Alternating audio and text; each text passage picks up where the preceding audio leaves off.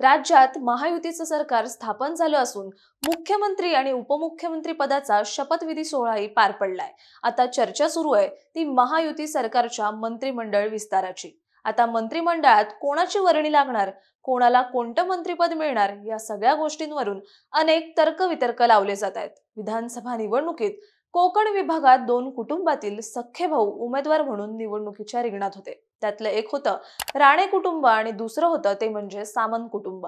राणे कुटुंबातील निलेश राणे आणि नितेश राणे तर सामंत कुटुंबातील उदय सामंत आणि किरण सामंत असे सख्खे भाऊ उभे राहिले आणि निवडून पण आले। आता यातील उदय सामंत मागच्या सरकारमध्ये मंत्री होते, त्यामुळे सामंत भावांमधील कोणाला मंत्रिपद मिळणार आणि राणे भावांमध्ये कोण मंत्री बनणार याविषयी जोरदार चर्चा सुरू आहे। याविषयीच आपण या व्हिडिओच्या माध्यमातून सविस्तराने जाणून घेणार आहोत। नमस्कार, मी Ruchita Ghosalkar For the People News मध्ये आपलं स्वागत। व्हिडिओला सुरुवात करण्यापूर्वी आपण फॉर द पीपल न्यूजला सबस्क्राइब करा, लाईक व फॉलो जरूर करा। 2024 ची विधानसभा निवडणूक ही अनेक कारणांनी गाजली।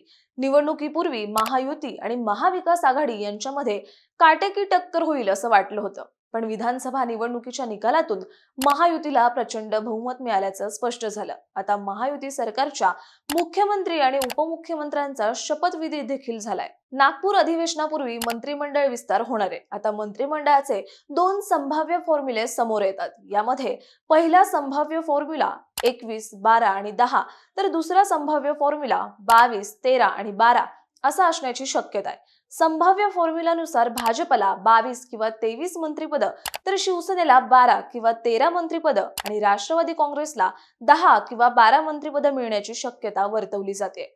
या मंत्रिमंडळ विस्तारात कोकणाला काय मिळणार आणि कोण मंत्री होणार म्हणून चर्चा सुरू आहेत। त्यातही राणे बंधू आणि सामंत बंधू मध्ये कोणाच्या गळ्यात मंत्रिपदाची माळ पडणार याविषयी उत्सुकता शिगेला पोहोचली आहे। कोकणातल्या रत्नागिरी विधानसभा मतदारसंघातून उदय सामंत तर राजापूर विधानसभा मतदारसंघातून उदय सामंत यांचे बंधू किरण सामंत निवडून आलेत।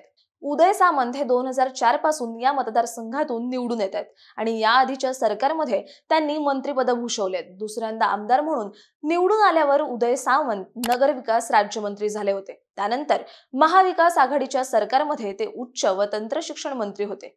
त्यानंतर स्थापन झालेल्या महायुतीच्या सरकारमध्ये ते उद्योग मंत्री होते। त्यामुळे उदय सामंत यांना 2024च्या महायुती सरकारच्या मंत्रिमंडळात मंत्रिपद मिळण्याची शक्यता अधिक आहे। तर उदय सामंत यांचे बंधू किरण सामंत यांच्या आमदारकीची ही पहिलीच टर्म आहे। त्यामुळे सामंत बंधूंपैकी उदय सामंत मंत्रिमंडळात असण्याची दाट शक्यता आहे।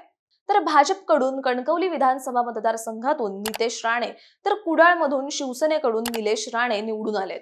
तिसऱ्यांदा आमदार झालेले नितेश राणे देखील मंत्रिपदाच्या स्पर्धेत आहेत। तर महायुतीच्या जागा वाटपात कुडाळ विधानसभा मतदारसंघ हा शिवसेनेच्या वाट्याला गेल्यामुळे निलेश राणे यांनी शिवसेनेत प्रवेश करत निवडणूक लढवली होती। निलेश राणे यांनी 2 टर्म आमदार असलेल्या आणि 2014च्या निवडणुकीत नारायण राणेंना पराभूत केलेल्या वैभव नाईक यांचा पराभव केला। आमदार होण्याआधी निलेश राणे 2009 साली काँग्रेसचे खासदार म्हणून निवडून आले होते। राणे बंधूंमध्ये निलेश राणे यांची विधानसभेची ही पहिलीच टर्म असल्याने त्यांच्या ऐवजी तिसऱ्यांदा आमदार झालेल्या नितेश राणेंना मंत्रिपद मिळण्याची शक्यता आहे। यासोबतच कोकण पट्ट्यात केसरकर, राणे आणि सामंत यांना मंत्रिपद मिळण्याची शक्यता अधिक आहे। राणे आणि सामंत बंधूंमध्ये मंत्रिपद कोणाला मिळणार याकडे संपूर्ण राज्यात चर्चा सुरू आहे। तुम्हाला या संबंधी काय वाटतं ते कमेंट करून सांगा। व्हिडिओ आवडल्यास लाईक करा आणि फॉर द पीपल न्यूजला फॉलो करायला विसरू नका। धन्यवाद।